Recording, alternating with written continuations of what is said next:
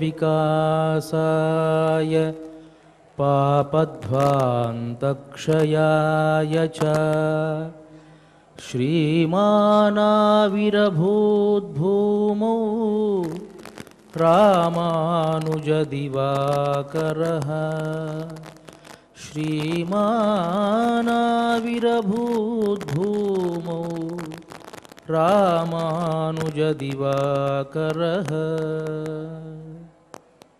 శ్రీ శ్వేతవరాహకల్ప అధినాయకుడైనటువంటి వరాహస్వామి పాదారవిందాల చింత అఖిలాండకోటి బ్రహ్మాండ నాయకుడు కలియుగ ప్రత్యక్ష దైవము అయినటువంటి శ్రీనివాసుని పాద పద్మాల వద్ద తిరుప్పావైజీయర్ అని పేరుగాంచినటువంటి భగవద్ రామానుజుల పరంపరాప్రాప్తమైనటువంటి శ్రీ శ్రీ శ్రీ పరమహంస పరివ్రాజకాచార్యవర్యులు ఉభయ వేదాంత ప్రవర్తకాచార్యులు అయినటువంటి తిరుమల శ్రీ పదజీయంగార్ల పవిత్ర మఠ ప్రాంగణంలో భగవద్భాగవత ఆచార్యుల అనుగ్రహంతో తిరుమల తిరుపతి దేవస్థానములు శ్రీ వెంకటేశ్వర భక్తి ఛానల్ వారి సౌజన్యంతో ధనుర్మాస ఉత్సవ కార్యక్రమంలో నేటికి మనం 12వ పాశురంలోకి ప్రవేశించాం.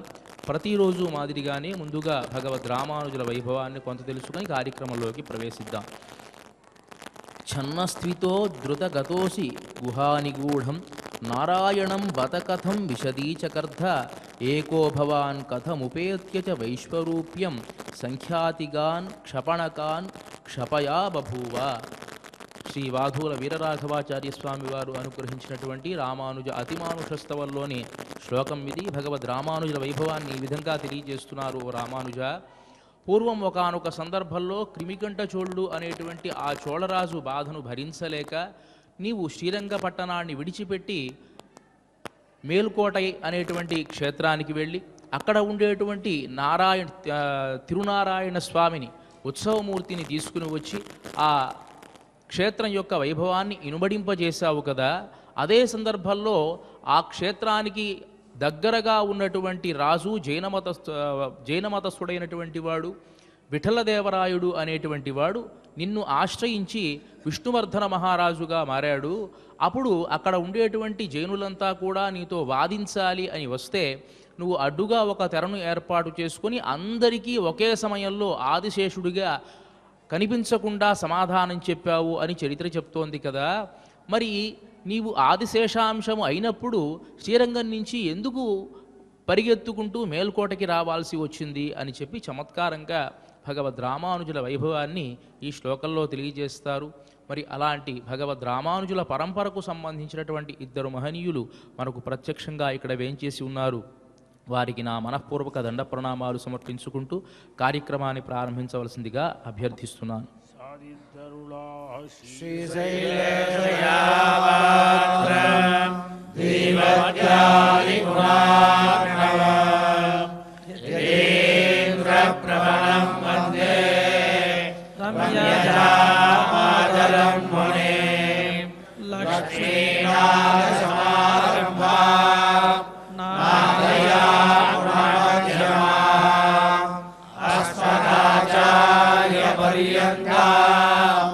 వందే గురు పరంపరా యో నిత్యమచ్యుతపరాంబుజయుగ్మరుగ్మ వ్యామోహదస్తదితరాణి తృణాయ మేనే అస్మద్గురో భగవతోస్య దయైక సింధో రామానుజస్య చరణో శరణం ప్రపద్యే.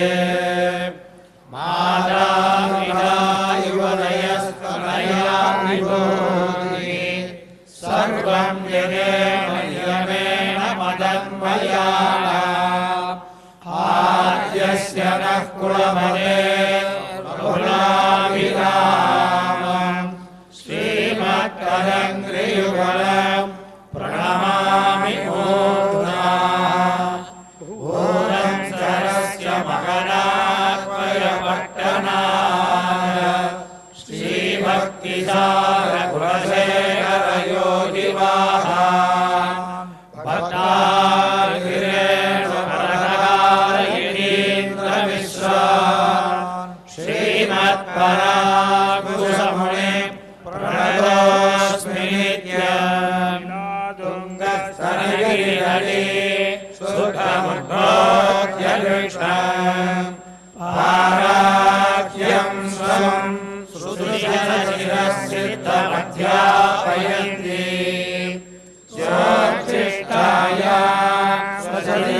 यज्ञमिदं यावलाग्यस्य भुङ्क्ते गोदातस्यै नमैदमिदं भूय एवास्तु भूयः अन्नवयल् पुதுவை ஆண்டாள் அரங்கற்கு பண்ணு திருப்பாவை வல்வதியம் இன்னிசையால் பாடி கொடுத்தால் நற்பாமாலை பூமாலை சூடிக் கொடுத்தாலை சொல்லு சூடிக் கொடுத்த சுடற்கொடியே தொல்பாவை பாடி அருள வல்ல பல்வளையாய் நாடினேவர்க்கென்னை விதி என்ன எம்மாற்றம் நாம் கணவா வண்ணமே நல்கு கற்றருமை கண்ணே கிறங்கி நினைத்து உரைவழியே நினைவாய் சோர நனைத்தெல்லாம் சேராக்கும் நற்செல்வன் தங்காய் பனைத்தலகீர என் வாசல் கடவற்றி சினத்தினாள் தென்னிலங்கை கோமானை செற்ற மனத்து கிளியானை பாடவும் நீவாய் திறவாய் இனித்தாய் எழுந்திராய் ஈரன்ன பேருறக்கம் அனைத்தில்லத்தால அறிந்தேரோரும்பாய் கோவிந்தன் வாழுமோ சோதி மணிமாடம் தோன்றுமோ நீதியால் வல்லவத்தர் வாழுமோ நான் மறையரோதுமோ வில்லிபுத்தோர் வேதக்கோரோர் பாதகங்கள் தீர்க்கும் பரமனடியாற்றும் வேதமனைத்துக்கும் வித்தாரும்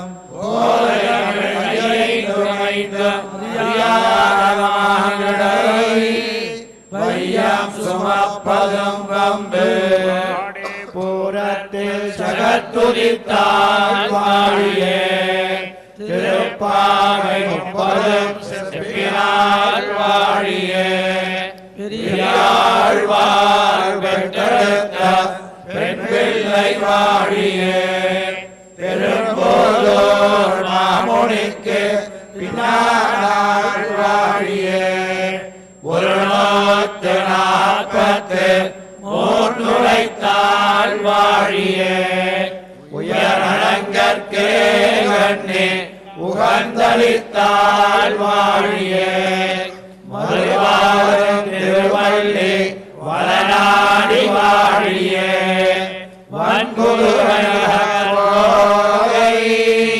மலர்பலங்கள் வாழியே. శ్రీమతే రామానుజాయ నమః. శ్రీమద్వరవరమునయే నమః. ముందుగా పాశురాన్ని అనుసంధానం చేసుకొని పాశుర అర్థాన్ని ఆస్వాదిద్దాం.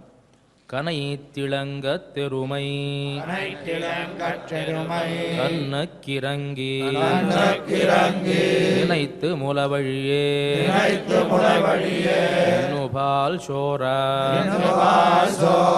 நனைத்தில்லம் சேராக்கும்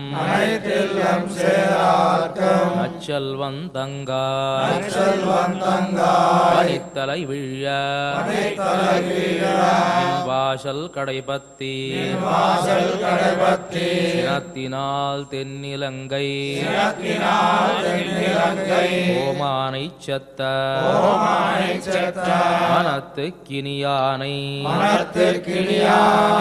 ஆடவும் நீ வாய் திறவாய்த்தான் எழுந்திராய் இதென்ன பேருறக்கம் அனைத்தில்லத்தாரும் அறிந்தேலோரெம்பாவாய் ஆண்டாள் திருவடிகளே சரணம். ప్రియ భగవద్బంధువులారా, గోదాదేవి తిరుప్పావై అనేటువంటి వ్రతాన్ని తాను ఆచరిస్తూ ఒక్కొక్క గోపికను మేలుకొలుపుతూ వాళ్ళకి చెప్పే విధంగా ఎన్నో రకాల వేదాంతార్థాలు మనకు తెలియజేస్తూ దాంట్లో ఎన్నో రకాల సామాజిక అంశాలు కూడా మనకు తెలియజేస్తూ ఉన్నది. కేవలం వేదాంత అర్థమే మనని తరింపజేయదు. సమాజంలో ఉన్నాం కాబట్టి సామాజికమైనటువంటి విశేషాలు కూడా మనం ఆ గ్రంథం నుంచి తెలుసుకోవలసినటువంటి అగత్యం ఎంతైనా కూడా ఉంది. ఒక మనిషి ఈ సమాజానికి వచ్చినప్పుడు వాడికి కొన్ని బాధ్యతలు ఉంటాయి. ఒక తండ్రికి పిల్లవాడిగా, ఒక భార్యకి భర్తగా, లేదా ఒక చెల్లెలికి అన్నగా, లేదా ఒక పిల్లవాడికి తాను తండ్రిగా, ఈ సమాజంలో ఒక గౌరవమైనటువంటి స్థానం కలిగినటువంటి వ్యక్తిగా ఎన్నో రకాల భూమికలు ఆ వ్యక్తి పోషిస్తూ ఉంటాడు ఈ సమాజంలో. దీనిని ఆ బాధ్యతలని మనం కర్మయోగం అని అనవచ్చు. దీనినే శాస్త్రం ధర్మంగా చెబుతుంది. ధర్మము అని అంటుంది శాస్త్రం, వేదాంత శాస్త్రం. దీన్ని కర్మయోగం అని కూడా ఇంచుమించుగా అనవచ్చు.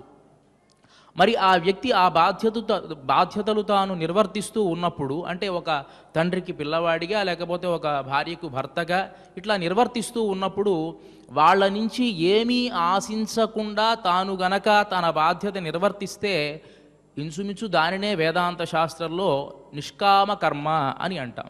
అంటే దేన్ని ఆశించకుండా, వాళ్ళ దగ్గర నేను ప్రేమగా నా తండ్రిని చూసుకుంటున్నాను కాబట్టి తండ్రి నన్ను గౌరవించాలి అని అనుకోవాల్సిన అవసరం లేదు. భార్యను నేను ప్రేమగా చూస్తున్నాను కాబట్టి భార్య నన్ను ప్రేమగా చూసుకోవాలి అనేటువంటి ఈ ప్రత్యుపకార స్మృతి గనక లేకుండా గనక వాడు ఉంటే దాన్ని నిష్కామ కర్మ అని వేదాంత శాస్త్రం చెబుతుంది. మరి ఈ నిష్కామ కర్మ లేదా ఈ బాధ్యత అంటే ఈ ధర్మం అని చెప్పుకుంటున్నాం కదా, ఇవి కొన్ని సందర్భాల్లో మనకు అధర్మంగా తోస్తూ ఉంటాయి. కొన్ని సందర్భాల్లో దీన్ని మించి కూడా కొన్ని ధర్మాలు ఉంటాయండి. ధర్మము, సామాన్య ధర్మము, విశేష ధర్మము అని. ఉదాహరణకు ఒక సైనికుడు ఉన్నాడనుకోండి. వాడు ఈ దేశం కోసం పోరాడుతూ ఉంటాడు. అనుకోకుండా ఈ దేశానికి మరొక దేశానికి పెద్ద యుద్ధం సంభవించింది. వాడు ఆ యుద్ధంలో పాల్గొవలసినటువంటి అవసరం ఎంతైనా ఉంది.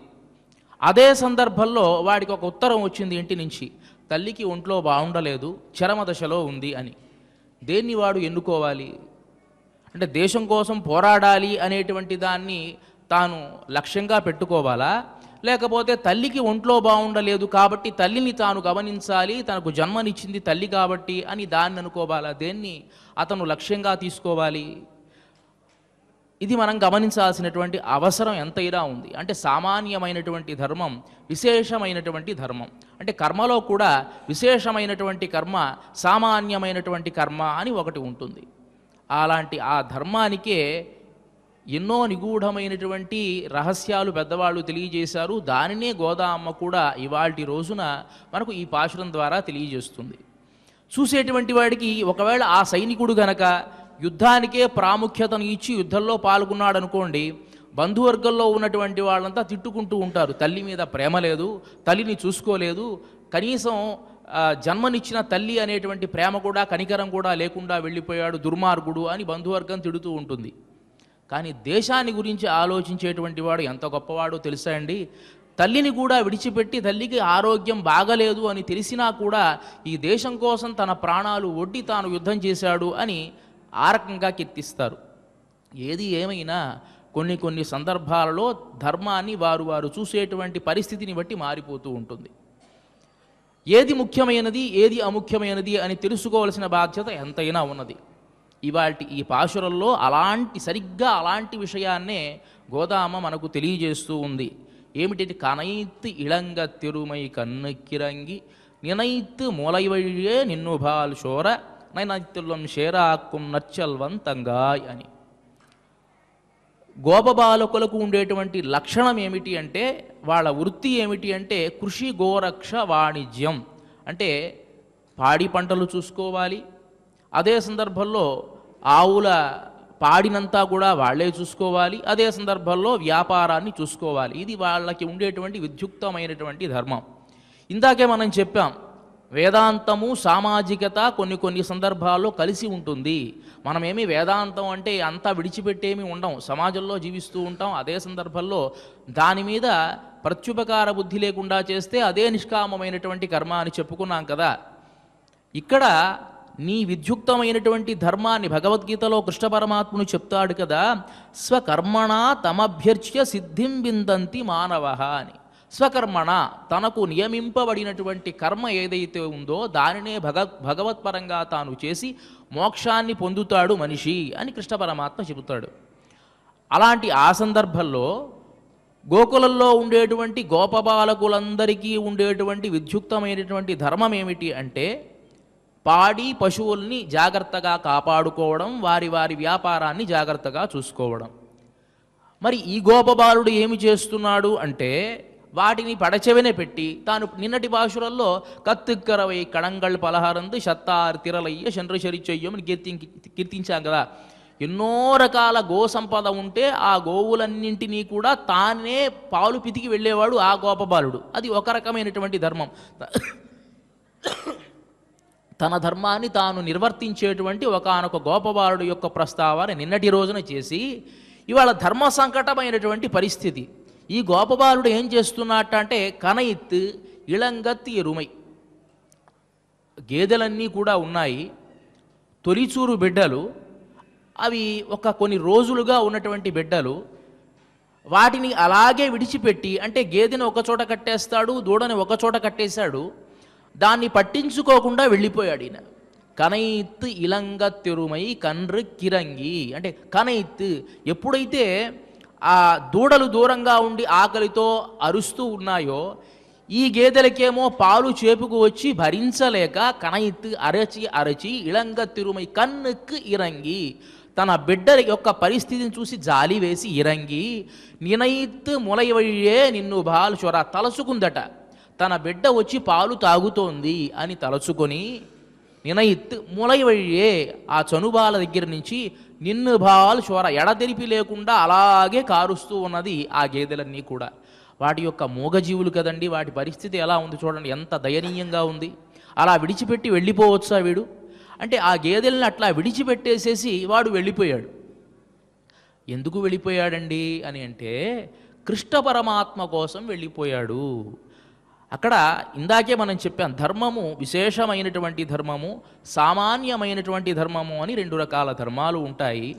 తన విద్యుక్తమైనటువంటి ధర్మాన్ని తాను నిర్వర్తించాలి అనేటువంటిది నిర్బంధము.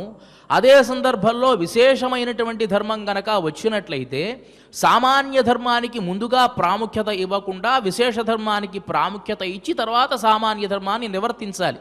ఇది విధి. ఈ గోపబాలుడు కూడా అలాంటి వాడే కాబట్టి అక్కడ ఉండేటువంటి గేదెలని సక్రమంగానే చూసుకునేటువంటి మనస్తత్వం కలిగిన వాడు. కానీ కృష్ణ పరమాత్మ పిలిచాడు అనేటువంటి ఒక మాటని తాను ఆలంబనగా తీసుకుని బయలుదేరి వెళ్ళిపోయాడు. ఈ గేదెల్ని ఆ దూడల్ని విడిచిపెట్టేసేసి చూడడానికి ఎలా ఉంది, మనోవిదారకంగా ఉంటుంది. అయ్యయ్యో పాపం ఏడుస్తూ ఉన్నాయి, అలా కట్టేశాడు, దూడలను ఒక చోట కట్టేశాడు, గేదెలను ఒక చోట కట్టేశాడు, పాపం వాటికేమో పాలు చేపు వస్తూ ఉన్నాయి, అట్లా ఎంత బాధపడి అది సెవిస్తోందో కదా అని మనకు అనిపిస్తుంది. కానీ అతను తన సామాన్య ధర్మాన్ని పక్కన పెట్టి విశేషమైనటువంటి ధర్మం కోసం వెళ్ళిపోయాడు, కృష్ణ పరమాత్మ యొక్క సేవ కోసం వెళ్ళిపోయాడు అనేది మనం గమనించాలి. నినయిత్ ములయవయ్యే నిన్ను బాలు చోర. ఆచార్యులు కూడా అలాగే ఉంటారట. కొన్ని సందర్భాలలో ఎలా ఉంటారట, అడగకపోయినా కూడా, శిష్యుడు అడగకపోయినా కూడా ఏదైనా ఒక ప్రశ్న వేస్తే ఎన్నో రకాల సమాధానాలు చెబుతాడు. కృష్ణ పరమాత్మ భగవద్గీతలో కృష్ణుడు ఏదో ఒక ప్రశ్న వేస్తే ఇంకా భూయ ఏవ మహాబాహో అని చెప్పి ఇంకా నేను చెప్తాను విను అర్జున, ఇంకా నేను చెబుతాను విను అర్జున అని చెప్పి అడగని ప్రశ్నలకు కూడా సమాధానాలు చెప్పాడు కృష్ణ పరమాత్మ. సదాచార్యుడైనటువంటి వాడు కూడా కొన్ని సందర్భాలలో శిష్యుడైనటువంటి వాడు ఒక ప్రశ్న వేసి అడగాల్సిన ప్రశ్న మర్చిపోయినప్పటికీ కూడాను అయ్యో పాపం వీడు మర్చిపోయాడే అని చెప్పి ఆ ప్రశ్నకి కూడా అడగని ప్రశ్నకి కూడా సమాధానం చెబుతాడు. సదాచార్య లక్షణాలు కలిగినటువంటివి అన్నీ కూడా ఆ గేదెలు అని చెప్పి స్వాపదేశార్థంలో తెలియజేస్తారు. అంటే కనయిత్ ఇళంగ తెరువై కన్నెక్కిరంగి నినయిత్ ములయవయ్యే నిన్ను అదే తన దూడలు తాగుతూ ఉన్నాయి అని తాము తలచుకుంటూ నిన్ను బాలు చోర అలా స్రవిస్తూ ఉంటే, పాలు ఏకధాటిగా స్రవిస్తూ ఉంటే ననైత్ ఇల్లం షేరాక్కుం నర్చల్వంతంగాయ్. ఆ పాలు అలా కారుతూ ఉన్నాయి. ఆ పాలంతా నేలంతా తడిసిపోయి ఒక చిన్న కాలువలా ఉందేమో, ఆ కాలువ నుంచి అట్లా ఆ పాలంతా స్రవిస్తూ దూడల దగ్గరికి వెళుతూ ఉంటే పాపం ఆ దూడలు అక్కడ ఉండేటువంటి పాలను నక్కి నక్కి తాగుతూ ఉన్నాయిట. ఇది అక్కడ ఉండేటువంటి సన్నివేశం. ఎంత అద్భుతమైన సన్నివేశం చూడండి. గోదాదేవి యొక్క ఊహ ఎలా ఉంటుందో చూడండి. ననైత్ ఇల్లం షేరాక్కుం నర్చల్వంతంగాయ్. ఆ ఇల్లంతా కూడా, ఆ చావిడంతా కూడా మొత్తం బురదగా అయిపోయింది. ఇది పాడికి ఉండేటువంటి సమృద్ధిని తెలియజేస్తుందండి. అంటే ఎంత బాగా పాడి ఉంటే అంత బాగా లోకం సుభిక్షంగా ఉంటుంది అని కదా. ఆ పాడి అలా పోతోంది అంటే ఎంత దాచుకోవాలన్నా దాచుకోలేనటువంటి సంపద వెళ్ళది కాబట్టి అలా శ్రమిస్తూ ఉన్నది. ఆ దూడలు పాపం అట్లా తాగి అనుభవిస్తూ ఉంటే నర్చల్వంతంగా. దీంట్లో ఉండేటువంటి ఒక గొప్ప అర్థాన్ని చెబుతూ ఉన్నారు. ఒక రకమైనటువంటి 2 రకాల అర్థాలండి. చమత్కారమైనటువంటి అర్థం. అమ్మా, మీ అన్నయ్య చాలా గొప్పవాడు, నువ్వు ఇంకా చాలా గొప్పదానివి.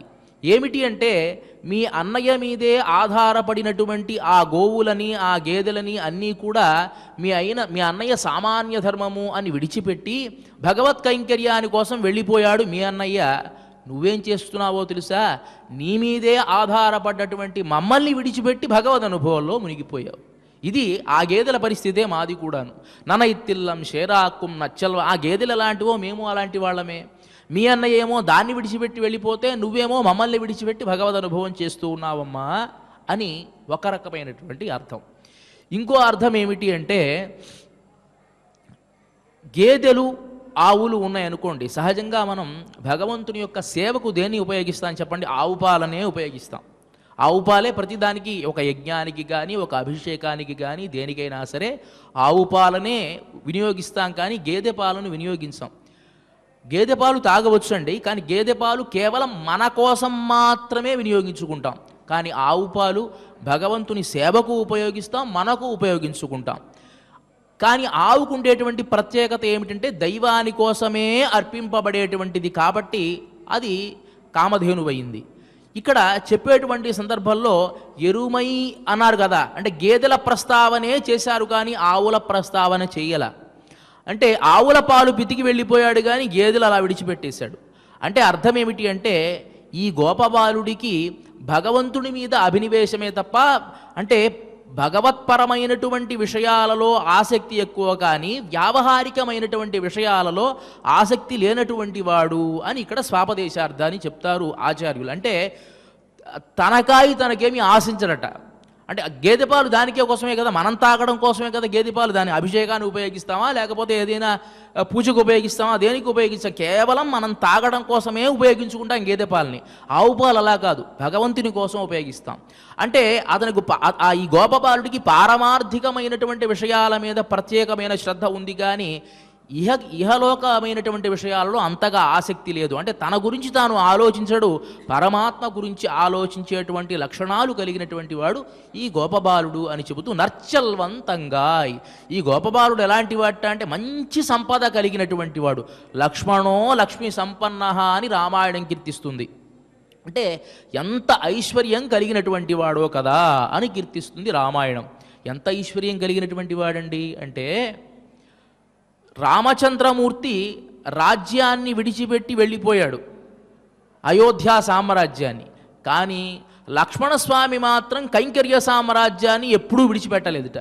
ఎప్పుడూ ఆ రామచంద్రమూర్తి వెంటే తిరిగాడు. ఏ రోజు విడిచిపెట్టి ఉండాలి ఆయన, నీ వెంటే ఉండాలి. పుట్టినప్పటి దగ్గర నుంచి రామాయణం కీర్తిస్తుంది కదా, బాల్యాత్ ప్రభృతి సుస్నిగ్ధ లక్ష్మణో లక్ష్మీవర్ధన నచతేన వినా నిద్రాం లభతే పురుషోత్తమ.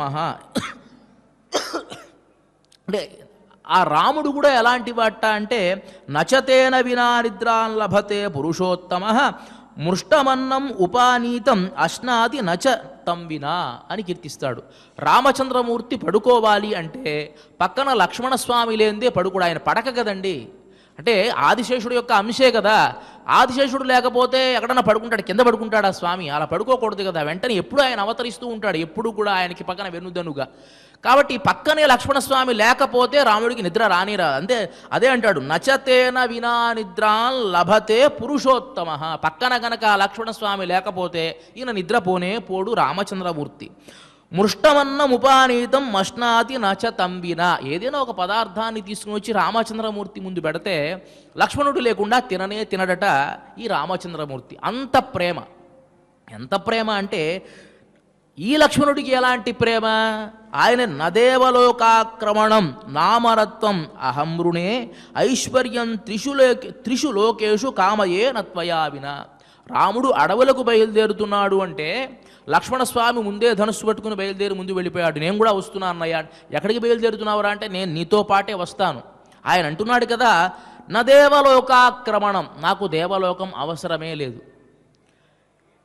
నామరత్వం అహమృణే, అక్కడ దేవత అమరత్వాన్ని కూడా నేను ఇష్టపడను. ఏమిటి? ఐశ్వర్యం త్రిషు లోకేషు. ఇక్కడ ఉండేటువంటి ఐశ్వర్యాన్ని చూస్తేనే మనం అబ్బా ఇంత ఐశ్వర్యమా అని ఆనందపడతామే. అదే 3 లోకాలలో ఉండేటువంటి ఐశ్వర్యం ఎలా ఉంటుంది అంటే చెప్పాల్సిన అవసరంలా. కానీ అది కూడా నాకు అవసరం లేదు. కామయే నత్వయా వినా, నీవు లేకుండా నాకు ఈ ఐశ్వర్యం కూడా అవసరం లేదు అనేటువంటి వాడు లక్ష్మణస్వామి. లక్ష్మణస్వామి మీద ఉండేటువంటి అభినివేశం శ్రీరాముడికి. రాముడు బయలుదేరుతూ ఉంటే కులశేఖరాళ్ళు వారు కీర్తిస్తారు కదా, బంధువులందరితో కూడి అడవులకు బయలుదేరాడు అని ఒక పాశురంలో అనుగ్రహిస్తారు. బంధువులందరూ వెంట వచ్చారా రామచంద్రమూర్తి వెంట? ఎవరు వచ్చారండి? ఎవరు రాలా, కేవలం లక్ష్మణస్వామి సీతాదేవే తప్ప. అక్కడ అర్థం ఏమిటి అంటే రామచంద్రమూర్తికి భార్యగా సీతాదేవి ఉంది, అన్నగా, తమ్ముడిగా, తల్లిగా, తండ్రిగా లక్ష్మణస్వామి ఉన్నట్టు. అది దాంట్లో ఉండేటువంటి అంతరార్థం. నిజంగా అలా ఉందా అంటే రామాయణంలోనే చెప్తాడండి. మొత్తం పంచవటిలో పర్ణశాలంతా నిర్మించిన తరువాత లక్ష్మణస్వామిని పిలిచి రామచంద్రమూర్తి చెప్పేటువంటి మాట ఏమిటంటే, భావజ్ఞేన కృతజ్ఞేన ధర్మజ్ఞేన చ లక్ష్మణ త్వయా పుత్రేణ ధర్మాత్మ నసంవృత్త పితామమ. నువ్వు ఎలాంటి భావజ్ఞేన, నేనేం చెప్పలి ఇలా నిర్మించాలి అని నేనేమి చెప్పాల. కృతజ్ఞేన, నా మీద ఒక కృతజ్ఞత ఉంది, అది నేను కృతజ్ఞతగా ఉండు అని నేను చెప్పాల. ఆ కృతజ్ఞత నీకు స్వాభావికంగా ఉంది. ధర్మజ్ఞేన, నీకు స్వతసిద్ధంగానే ధర్మజ్ఞుడివి నువ్వు.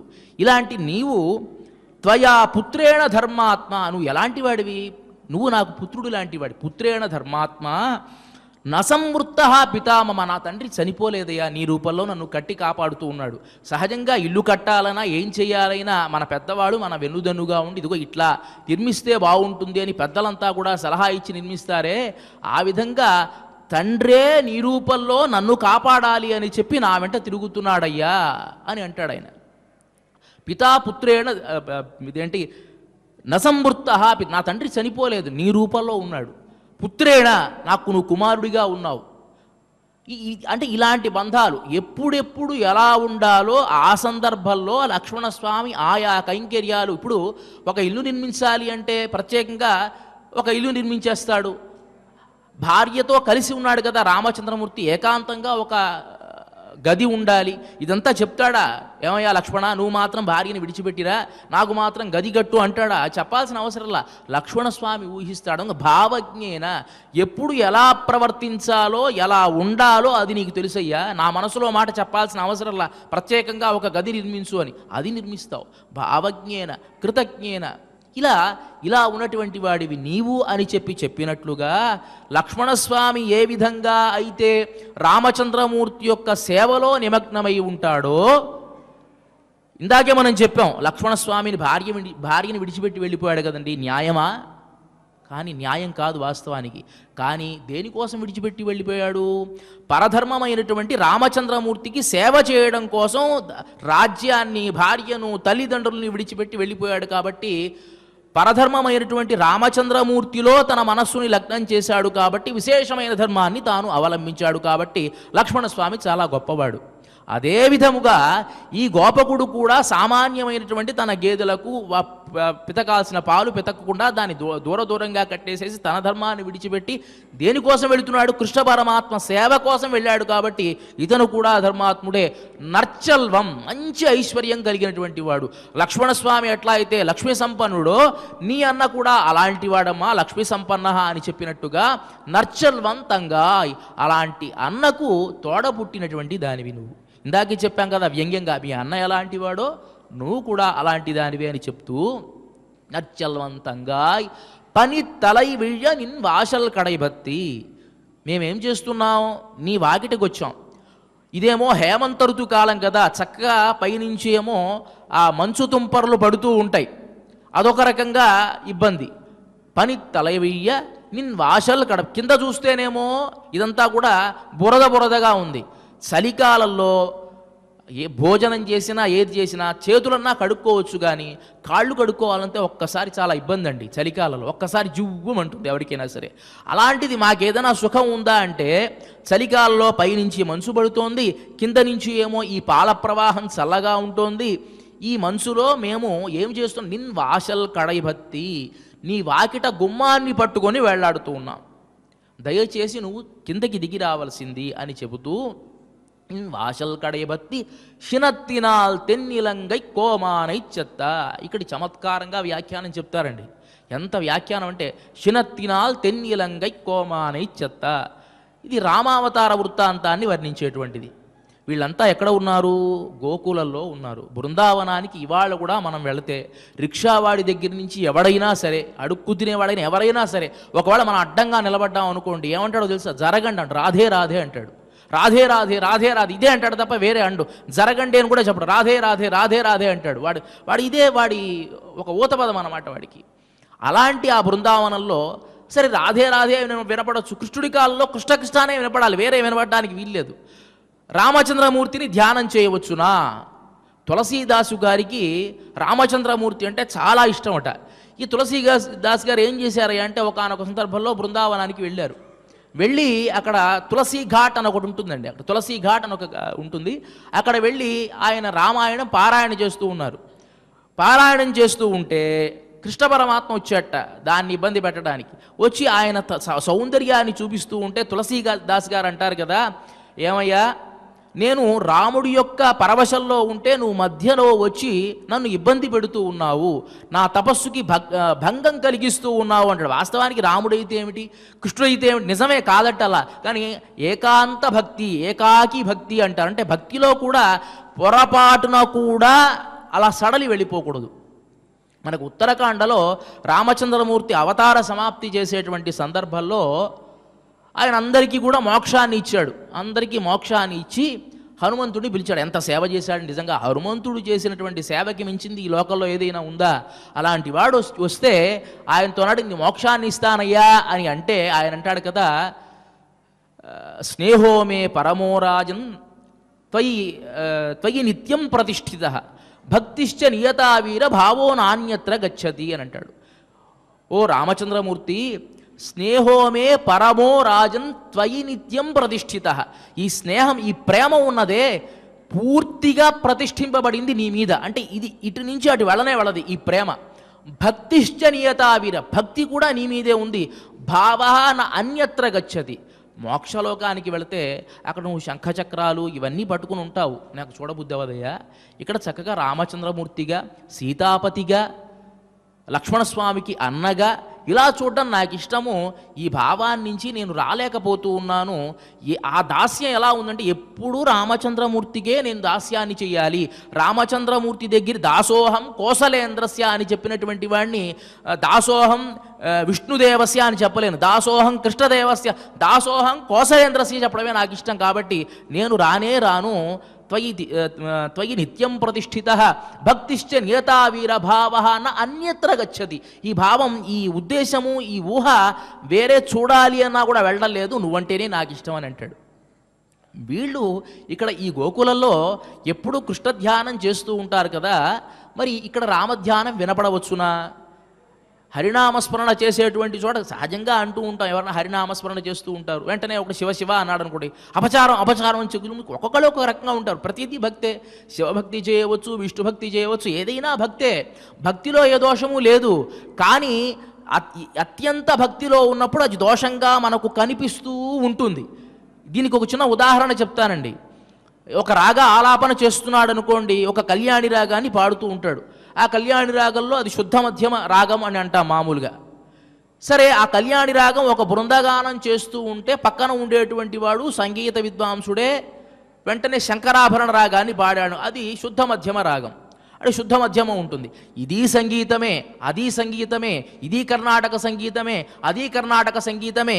ఈ బృందగానం చేసేటువంటి సందర్భంలో వీళ్ళు ఒక రాగాన్ని, ఇతనొక్కడే ఒక రాగాన్ని పాడితే వినడానికి సొంపుగా ఉంటుందా? మీరు ఆలోచించండి. ఉండదు కదా. ఒక్కసారికి ఏమిటి వీడు అపశృతి, ఈ రాగానికి అది అపశృతి, ఆ రాగానికి ఇది అపశృతి, ఏదైనా అపశృతే. కాబట్టి మనం అంటే ఎవరైనా శివశివ అని ఏదన్నా ఆ బృందంలో అంటే ఎందుకు ఇప్పుడు మాట్లాడతావు అని అనడానికి ఉద్దేశం ఏమిటి అంటే, శివశివ అనకూడదు, నీవు శివభక్తుడు కాకూడదు అని కాదు అక్కడ ఉద్దేశము. ఉద్దేశం అంటే ఒక బృందంలో వెళుతూ ఉన్నప్పుడు, ఒక బృందంగా మనం గానం చేస్తూ ఉన్నప్పుడు, ఏకాంత భక్తితో ఉన్నప్పుడు వేరే శబ్దం కనుక విడబడినట్లయితే అది అపశృతిగా తోస్తుంది, అంతే తప్ప అది అపశృతి అని కాదు ఉద్దేశం. ఎవరికైనా ఎవరి మీదైనా భక్తి ఉండొచ్చు అనే కృష్ణ పరమాత్మ చెప్తాడు కదా భగవద్గీతలో. కాబట్టి వీళ్ళకి ఇక్కడ ప్రత్యేకంగా ఏమి చేశారయ్యా అంటే, వెంటనే ఈమె మనత్తుకినియాని శినత్తినాల్ తెన్నిలంగై కోమానై చెత్త. శినత్తినాల్ కోపం చేత. ఎందుకు అలా చెబుతూ ఉన్నారు అంటే, రెండు రకాల అర్థాలు చెప్తారండి ఇక్కడ. ఏంటి రెండు రకాల అర్థాలు అని అంటే, కృష్ణుడు పెణ్ణిన్ వరుత్త మర్యాదవన్ అని అంటుంది గోదాదేవి. అంటే ఆడవాళ్ళ యొక్క కష్టం తెలియదట, ఏడిపిస్తూ ఉంటాడు అప్పుడప్పుడు కూడా. కానీ రామచంద్రమూర్తితో ఎవరైనా సరే ఏడిస్తే తట్టుకోలేని స్వభావం కలిగినటువంటి వాడు రామచంద్రమూర్తి. కాబట్టి ఆయన్ని చేద్దాము, ఆయన్ని స్మరణ చేద్దాము అని ఒక అర్థము. ఇంకో అర్థం తర్వాత చెప్తాను. రామచంద్రమూర్తి యొక్క స్వభావాన్ని కీర్తిస్తూ శినత్తినాల్ కోపం చేత. ఎంత కోపమో తెలుసా అండి? రామచంద్రమూర్తికి సీతాదేవిని ఎవరైనా చూసినా తాకినా చాలా కోపం. అరణ్యకాండలో 2వ సర్గలో వస్తుంది. రామచంద్రమూర్తి, లక్ష్మణస్వామి, సీతాదేవి బయలుదేరి వెళుతూ ఉన్నారు. విరాధుడు అనేటువంటి రాక్షసుడు ఎలా ఉన్నట్టు వాడు, కంటకుడిగా ఉన్నాడు వాడు. అప్పుడే ఒక శూలం ఉంది వాడి చేతిలో, ఆ శూలానికి ఒక ఏనుగు తలకాయ పొడుచుకుని ఉన్నాడు. ఒక 4 గుర్రాల్ని నోట్లో పెట్టుకొని అనేకమైన మనుషుల్ని నములుతూ ఉన్నాడు. ఆ వసంతా ఒళ్ళంతా కారుతూ భీకరంగా ఉన్నటువంటి రాక్షసుడు వాడు. వీళ్ళు అడవిలోకి ప్రవేశించిన వెంటనే గబుక్కున సీతాదేవిని చూసి ఒక్కసారి తీసుకుని ఒళ్ళో కూర్చోబెట్టుకున్నట్ట. అంటే వీళ్ళిద్దరిని తోసేసి సీతాదేవిని మాత్రం తీసుకుని ఒళ్ళో కూర్చోబెట్టుకుంటే, రామచంద్రమూర్తి ఈ తెలియని హఠాత్ పరిణామానికి ఒక్కసారిగా విస్తుపోయాడు. ఆయన విస్తుపోయి అంటాడు కదా, తాం దృష్ట్వా రాఘవ సీతాం విరాధాంకగతాం శుభాం. విరాధుడి తొడ మీద ఉన్నటువంటి సీతాదేవిని చూసి అబ్రవీల్ లక్ష్మణం వాక్యం ముఖేన పరిశుష్యత. నోరంతా పిడచగట్టుకుపోయింది రామచంద్రమూర్తికి ఒక్కసారిగా. ఎవరన్నా పరస్పురుషు స్పర్శిస్తే తట్టుకోలేడు ఆయన. అలాంటిది ఎప్పుడైతే విరాధుడు పట్టుకుని తొడ మీద కూర్చోబెట్టుకున్నాడో అది చూసినటువంటి ఈ రామచంద్రమూర్తి లక్ష్మణుడితో చెప్తున్నాడు కదా, పశ్య సౌమ్య నరేంద్రస్య జనకస్య ఆత్మసంభవం. పశ్య సౌమ్య, ఓ లక్ష్మణ చూడు, జనకస్య ఆత్మసంభవం. ఈ సీతాదేవి ఎలాంటిదో తెలుసా? జనకస్య ఆత్మసంభవం, జనకుని యొక్క కుమార్తె. మమ భార్యాం శుభాచారం, నా భార్య, మంచి ఆచారం కలిగినటువంటిది.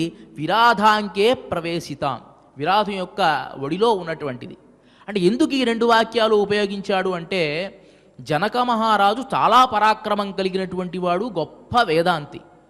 అలాంటి వాడికి కుమార్తెగా ఉన్నటువంటిది సీతాదేవి. అతని ఉద్దేశం ఏమిటి అంటే, నిజంగా జనక మహారాజు గనక ఉంటే ఈ పరిస్థితి సీతాదేవికి వచ్చి ఉండేదా? అదే సందర్భంలో మమ భార్యాం శుభాచారం, నా భార్య అంటే ఇద్దరు పరాక్రమవంతులు. పుట్టింట్లో ఉంటే తండ్రి చూసుకుంటాడు, మెట్టింట్లో ఉంటే నా భార్యగా నేను చూసుకోవాలి. ఇద్దరికీ సంబంధించింది ఈరోజు దిక్కుమాలినదిగా అక్కడ విరాధుడి దగ్గర ఉన్నదే. మమ భార్యాం శుభాచారాం విరాధాంకే ప్రవేశితాం అత్యంత సుఖ సమృద్ధాం. ఎప్పుడూ కూడా కష్టం అనేటువంటిదే చూడనటువంటిది. మనం అనుకుంటాం అరణ్యాలోకి ప్రవేశించింది కదా కష్టపడలేదా అని. అంటే కష్టపడేట్టుగా లేకుండా, కష్టం అంటే ఏదంటే కష్టం అని నిజంగా కష్టం అంటే ఏమిటి అంటే పనులు చేయడం కష్టం అని కాదు అక్కడ ఉద్దేశం. అంటే ఎలాంటి సుఖంలో కూడా ఎలా ఉంటుందంటే, సుఖము కష్టానికి నిర్వచనం చెప్పాలంటే చాలా కష్టం. 1000 రూపాయలు సంపాదించేటువంటి వాడు ఇవాళ 100 రూపాయలు సంపాదిస్తే కష్టపడుతున్నాను అని అనుకుంటాడు. 100 రూపాయలు సంపాదించేటువంటి వాడు ఏమనుకుంటాడు, నాకు సామాన్యంగా జరిగిపోతుంది అని అనుకుంటాడు. అదే 100 రూపాయలు సంపాదించేటువంటి వాడు ఇవాళ 1000 రూపాయలు పొందితే నేను చాలా లాభపడ్డాను అని అనుకుంటా. ఎక్కడ కష్టానికి సుఖానికి ఎక్కడ నిర్వచనం ఉన్నది? నిర్వచనం ఏదైనా ఉన్నదా?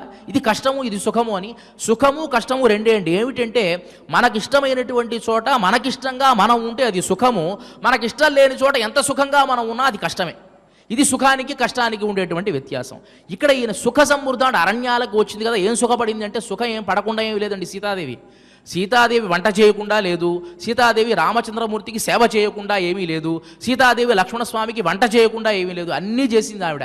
కానీ మిగతా ఏదైతే పై పనులు ఉన్నాయో అవన్నీ కూడా రామచంద్రమూర్తి లక్ష్మణస్వామి చేశారు. అంటే మగవాళ్ళు చేసే పనులు కొన్ని ఉంటాయి, ఆడవాళ్ళు చేసే పనులు కొన్ని ఉంటాయి. కాబట్టి తాను ఏదైతే పని చేయాలో ఎంత రాజకన్యకైనా ఆ పని తాను చేసింది. అదే చెప్తున్నాడు ఇక్కడ. అత్యంత సుఖ సమృద్ధం, సుఖంలోనే పుట్టి పెరిగింది. నాతో పాటు అరణ్యానికి వచ్చినటువంటిది రాజపుత్రీం యశస్వినీం, రాజకుమార్తె ఈమె. అలాంటిది యశస్విని. యదభిప్రేతమస్మాసు ప్రియంబరవృతంచ యత్ కైకేయాస్తు సుసంపన్నం క్షిప్రమధ్యైవ లక్ష్మణ. రామచంద్రమూర్తి నీకు ఇవాళ పట్టాభిషేకం చేస్తున్నాను అని అంటే, సరే పట్టాభిషేకం చేస్తున్నారా అని అనుకున్నాడు. ఇప్పుడు నువ్వు అడవులకు బయలుదేరి వెళ్ళిపోవాలి అని అంటే, సరే అడవులకు బయలుదేరుతాను అన్నాడే తప్ప, నేను నేను నిజంగా ఇవాళ నాకు పట్టాభిషేకం అయిపోతుంది, నాకేం అర్థం అవుతుంది, నాకు అర్థం కావట్లేదు, చాలా ఆనందంగా ఉన్నాను అని అనలేదు. అడవులకు వెళ్ళిపోయాను, నేను అడవులకు వెళ్ళాలా, నా కర్మ కాలిపోయిందే అని అనుకోలేదు. రెండింటినీ సమానంగా చూశాడు. కానీ అలాంటి రామచంద్రమూర్తి ఇప్పుడు ఏమంటున్నాడు అంటే, ఆయన యదభిప్రేతమస్మాసు ప్రియంబ్రవృతం చేయత్, కైకేయి ఏదైతే వరం అడిగిందో ఆ వరం నిజంగా సార్థక్యం చేసుకుంది. ఇవాళ ఏ విధంగానో తెలుసా, సీతాదేవిని విరాధుడు తీసుకుని వెళితే దాన్ని తట్టుకోలేక నేను మరణిస్తాను, భరతుడు నిష్కంటకంగా రాజ్యాన్ని పాలించవచ్చు. ఈ ఉద్దేశ్యంతోనే కైకేయి వరాన్ని అడిగి ఉంటుంది. మర్యాదా పురుషుడైనటువంటి రాముడి నోట్లో వచ్చినటువంటి మాట అండి ఇది. అంటే ఎలాంటి పరిస్థితినైనా తాను సహిస్తాడు, కానీ సీతాదేవిని ఎవరైనా అలా స్పృశిస్తే తట్టుకోలేనటువంటి వాడు. అలాంటి రామచంద్రమూర్తి సీతాదేవిని అపహరిస్తే పడ్డ బాధ ఇట్లాంటిది వర్ణనాతీతం అన్నమాట. లక్ష్మణస్వామి అక్కడ మారీచుడిని సంహరించాడు. హా లక్ష్మణ హా సీత అన్నారు. సరే లక్ష్మణస్వామి ఎదురొచ్చాడు. వెంటనే రామచంద్రమూర్తికి అర్థం కాల ఏం జరుగుతోందో. అదేమిటి సీతాదేవి కావలి పెట్టి వచ్చానే, వీడు మళ్ళీ తిరిగి వస్తున్నాడే, ఇట్లా ఎలా వస్తాడు అంటే లక్ష్మణస్వామి మీద కూడా కోపం వచ్చింది ఆ సందర్భంలో. అంటాడు కదా, ప్రస్థితం దండకారణ్యం యామామనుజగామః త్వసా లక్ష్మణ వైదేహి యాం హిత్వా త్వమిహాగతః. ఓ లక్ష్మణ, నా కోసం నేనే దైవంగా భావించి నేను అరణ్యాలకు బయలుదేరి వస్తూ ఉన్నాను అంటే, బయలుదేరి వచ్చినటువంటి ఆ సీతాదేవి ఇప్పుడు ఎక్కడ ఉన్నది? నువ్వు యాం హిత్వా త్వమిహాగతః, ఎవరినైతే విడిచిపెట్టి ఇక్కడికి వచ్చావో ఆ సీతాదేవి ఎక్కడ ఉన్నది? రాజ్యభ్రష్టస్య దీనస్య దండకాన్ పరిధావతః త్వసా దుఃఖ సహాయామే వైదేహి తనుమధ్యమ. రాజ్యాన్ని విడిచిపెట్టి చాలా దుఃఖార్తుడనై బయలుదేరి వచ్చేటువంటి నాకు ఆనందాన్ని మాత్రమే కలిగించడానికి, నా దుఃఖంలో పాలు పంచుకోవడానికి వచ్చినటువంటి నా సహధర్మచారి అయినటువంటి సీతాదేవి కనిపించడం లేదే. ఎంత బాధాకరంగా ఉంటుందంటే రామచంద్రమూర్తి ఆ విలపనంతా కూడాను 57వ సర్గం నుంచి ఆ అరణ్యకాండలో చూస్తే రామచంద్రమూర్తి ఇంత బాధపడిపోయాడా అంటే, సీతాదేవి లేకపోతే ఇంత బాధపడతాడా అనేటువంటిది నిజంగా ఆయన అంటాడు కదా, త్వసా ప్రాణ సహాయామే సీతా సురసుతోపమా పతిత్వం అమరాణాం వా పృథివ్యాశ్చాపి లక్ష్మణ. నిజంగా నాకు ఏ రాజ్యము వద్దు, నాకు రాజ్యము వద్దు, దేవభోగం ఏది నాకు అవసరం లేదు లక్ష్మణ, నా భార్య నా పక్కన ఉంటే చాలు అని చెప్పి ఇంకో మాట అంటాడు. ఇందాకే మనం లక్ష్మణుడు అంటే చాలా ప్రేమ అన్నాం కదా, అలాంటి లక్ష్మణుడి మీద కూడా తాను కోపాన్ని ప్రకటించినటువంటి సందర్భం అక్కడ కనిపిస్తుందండి. ఏమిటి? నహితే పరితుష్యామిత్యక్త్వా యద్యాసి మైథిలీం క్రుద్ధాయాః పరుషం శ్రుత్వా స్త్రియశ్చ త్వమిహాగతః. ఆయన లక్ష్మణస్వామి అన్నాడు, అదేమిటన్నయ్యా అంత మాట అంటావు? నేను సీతాదేవిని కావలి కాయాలి అని అనుకున్నాను, కానీ సీతాదేవి ఎన్ని రకాల మాటలందో తెలుసు, నానా రకాల మాటలంది, వినకూడనటువంటి మాటలన్నీ నేను విన్నాను, ఆవిడ అన్నటువంటి మాటలకి బాధపడి నేను బయలుదేరి వచ్చానయ్యా అని అంటే ఆయన అంటాడు, నహితే పరితుష్యామి, నేను నిజంగా ఆనందించడం లేదు నువ్వు చేసినటువంటి పనికి. ప్రతిసారి నా భావాన్ని అర్థం చేసుకుని ఉండేటువంటి నీవు కూడా ఇప్పుడు చేసినటువంటి దానికి నేను పడడల్లా. నహితే పరితుష్యామి త్యక్త్వా యద్యాసి మైథిలీం, సీతాదేవిని విడిచిపెట్టి వచ్చావు చూసావా, దానికి నేను పడటల్లా. నువ్వు ఏం చెప్తున్నావు సమాధానం? క్రుద్ధాయాః పరుషం వాక్యం స్త్రియాశ్చ త్వమిహాగతః, ఆడవాళ్ళు ఒక మాట కోపంతో అంటే బయలుదేరి వచ్చేస్తావా? యుక్తాయుక్త విచక్షణ నీకు లేదా? దేవతలందరినీ కానీ దానవులందరినీ కానీ సంహరించేటువంటి పరాక్రమం కలిగినటువంటి ఒకవైపు లక్ష్మణస్వామి చెబుతూ ఉన్నాడు, అన్నయ్య నేను అన్నీ చెప్పాను, ఆవిడ నా మాట అయితే మాత్రం నువ్వు వస్తావా? నువ్వు రాగలవా? సీతాదేవి స్త్రియాశ్చ పరుషం వచ్చి, ఆడవాళ్ళు కోపంతో అన్నటువంటి మాటలు ఎవరైనా పట్టించుకుంటారా? నీకు ఆ మాత్రం ఆలోచన పనిచేయలేదా?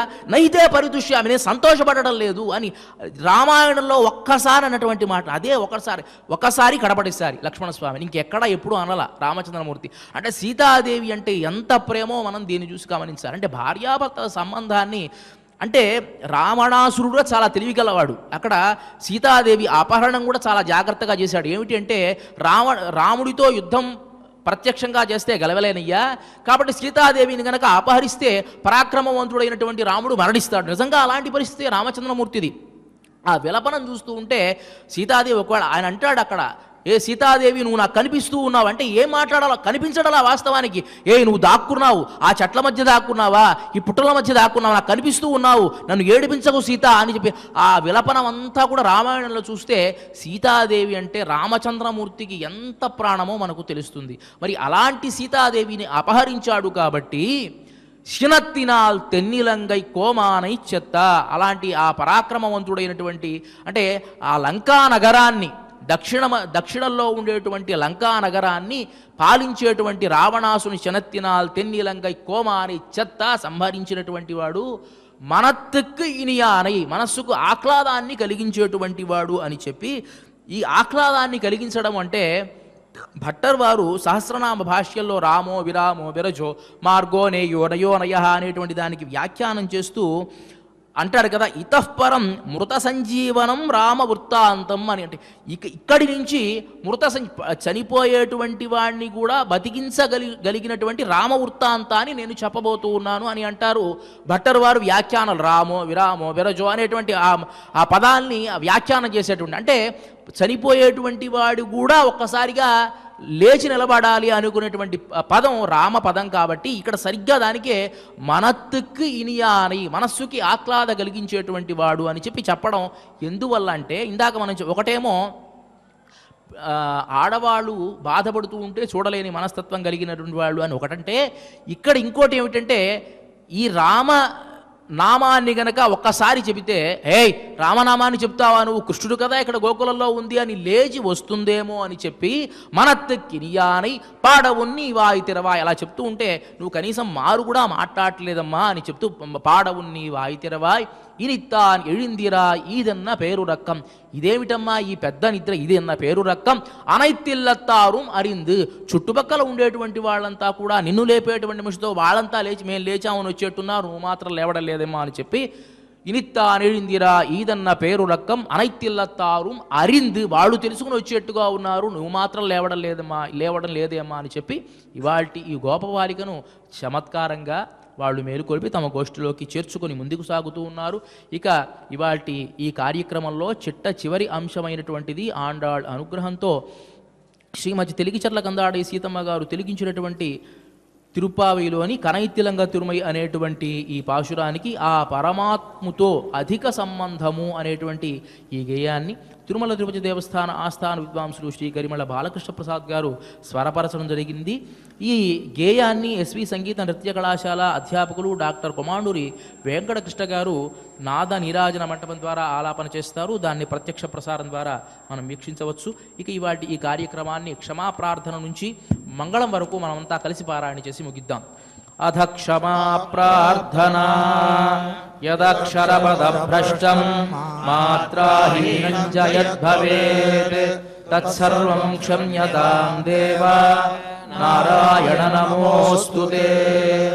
అథ భగవత్సమర్పణం కాయేన వాచా మనసేంద్రియైర్వా బుద్ధ్యాత్మనా వా ప్రకృతే స్వభావాత్ కరోమి యద్యత్ సకలం పరస్మై నారాయణాయేతి సమర్పయామి. అథ లోకక్షేమ ప్రార్థనా స్వస్తి ప్రజాభ్యః పరిపాలయంతాం న్యాయేన మార్గేణ మహీం మహిషాః గోబ్రాహ్మణేభ్యః శుభమస్తు నిత్యం లోకాః సమస్తాః సుఖినో భవంతు. అథ మంగళం మంగళం కోసలేంద్రాయ మహనీయ గుణాత్మనే చక్రవర్తి తనూజాయ సార్వభౌమాయ మంగళం. అస్తు గోపాల బాలాయ నిత్యాయ పరమాత్మనే భక్తవాత్సల్య నిధయే నిత్యభోగ్యాయ మంగళం.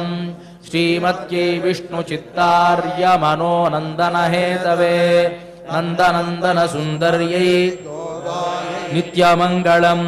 శ్రియః కాంతాయ కళ్యాణ నిధయే నిధయేర్థినాం శ్రీవేంకట నివాసాయ శ్రీనివాసాయ మంగళం. స్వామి బోధానంద గోసేవ ఆశ్రమం సైథాపూర్. జ్యోతిష్యం వాస్తుశాస్త్రం మన పూర్వీకులు మనకిచ్చిన వరం.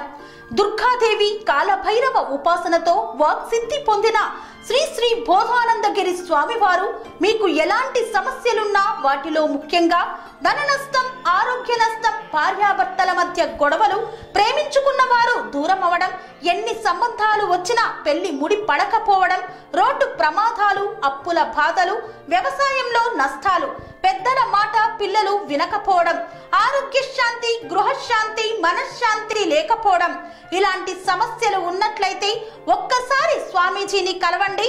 మీ సమస్యలకు తగిన పరిష్కారాన్ని పొందండి.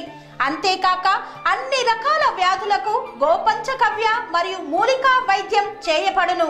నమ్మకంతో రండి, ఆయురారోగ్యాలతో వర్ధిల్లండి. మా అడ్రస్ స్వామి బోధానంద గోసేవ ఆశ్రమం సైథాపూర్, వీరభద్రస్వామి గుడి దగ్గర, యాదగిరిగుట్ట. సంప్రదించవలసిన నెంబర్ 9849213754 మరియు 9618034138.